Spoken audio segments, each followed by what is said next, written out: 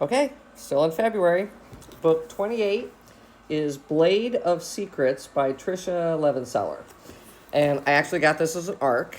And this is a kind of a medieval fantasy situation. Ziva is a bladesmith, and she has some magical abilities to put magic onto her weapon. So things won't break, they'll always find the target. And she's tasked with making a sword for a female warlord. Fine, she does that. But she accidentally puts very powerful magic into the sword, so much so that she doesn't want to give it to this person. So the book is essentially this quest with her sister, a mercenary they hire to protect them, and then this other, magic guy. It was okay.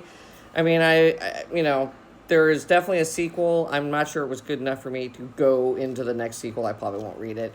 I gave it a 3. Maybe a recommend. I think if you're into these kind of books, I would definitely recommend it. If you're not into these kind of books, I'm on the fence. It was an okay read.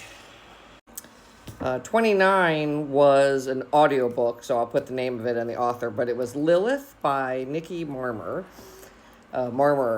And I don't know really anything about the myth of Lilith, so I was interested in reading this. And it goes from the Eden, which she was the first wife of Adam. She's maybe an angel, maybe some kind of immortal. And she gets thrown out of Eden, and then Eve comes along. And the story goes all the way from that point in time up to present day, with a lot of biblical interactions as well. So there are a ton of characters, a ton of different gods. Very complicated, I thought. My biggest problem was the characters are very flat. Every man in this book is just misogynistic and only treats women to basically have babies.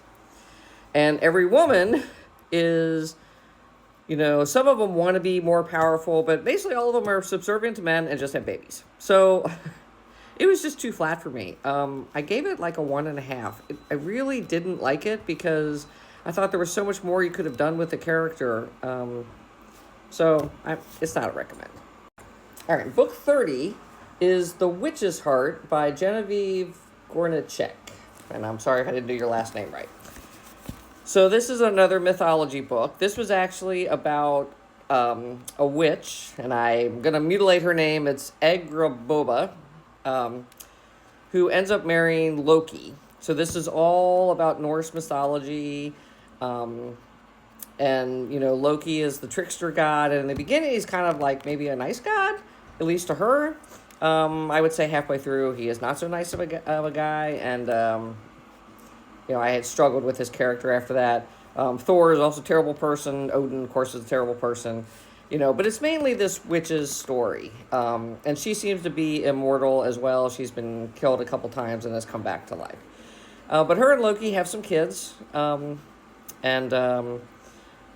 She can foresee the future, and she foresees Ragnarok, which is the Norse apocalypse. So the story goes all the way up through that and a little bit past. I thought it was a great read. I gave it a 4. Again, not really knowing much about this mythology, I was very engaged with it, and I enjoyed it a lot. I would definitely recommend this.